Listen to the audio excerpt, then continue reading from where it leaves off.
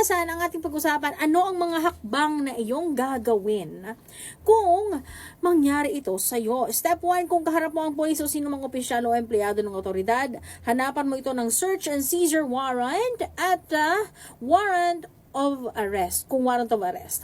Kunin din ang pangalan niya kung maaari. Step 2A, kung wala siyang maipakitang search and seizure warrant, agad mong pigilan at sabihin mo na hindi mo siya pinahihintulutan na pumasok sa iyong bahay. Sabihin din na siya agad ay umalis sa iyong bahay. Step 2B, kung pag-aresto naman ang gagawin sa iyo, hingan mo ito ng kopya ng warrant of arrest.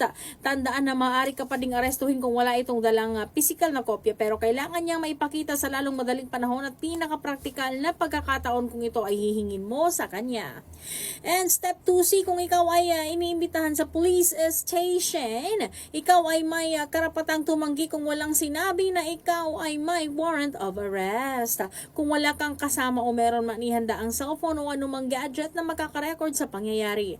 Kung siya ay nagsimula ding maghalugog at kumuha ng mga kakamitan o papeles sa iyong bahay, patuloy mo pa rin itong i-record para gawin mo itong ebidensya. Step 5A, pagkatapos ng pangyayari, agad na tumungo ka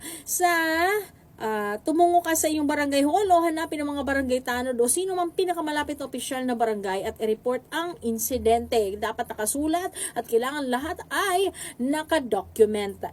I-picture, ebidensya ito hiya. Okay? Step 5B, pwede din pumunta sa iyong pinakamalapit na police station para i-report o ipablatter ang naturang insidente at klaruhin kung otorisado ba ang taong pumunta sa bahay ninyo. Step 6A, agad magpakuha ng iyong salaysay at ng iyong mga testigo sa naturang insidente.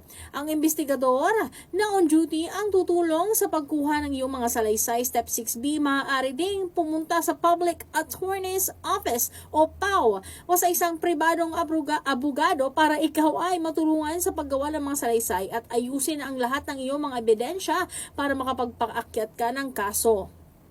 Step 7, kung ang kaso ay ma-file na sa prosecutor's office o piskalya, hintayin na lamang ang mga notices nito para sa susunod na hakbang at investigasyon. Minasan, step 8, kung ang piskalya ay makitaan ng iyong kaso ng reasonable certainty of conviction o resonableng kasiguraduhan ng pagkakasala ang iyong inakusahan, ito ay aakyat na sa korte at maaaring maisyuhan na ng warrant of arrest ang salarin. Kung tumatakbo na ang kaso sa korte, ang prosecutor o piskal ay taga-usig ng kaso hanggang matapos ito. Maaari din kumuha ng pribadong abogado para humawak ka ng kaso. Tandaan, kung ang iyong inaakasahan ay nakatira din sa iyong syudad o bayan, ay depende sa pwedeng ikakaso mo. Maaring itong kailangan idaan sa katarungang pambarangay para kayo ay ayusin. Kung kayo ay hindi magkakayo, siguraduhin makakuha ka ng certificate to file action sa barangay.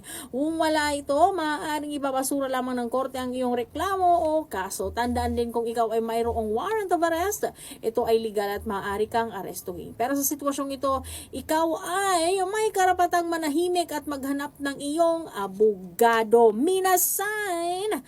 That is Legal Kit 1. Maraming salamat sa pagkikinig sa Digilo. Oras natin, it's 10:56 a.m. na. We will be right back for Unmute with your Ate DJ Senpai only here sa Dream High on 104.7 Dream Radio. This is your Ate DJ Senpai. We'll be back.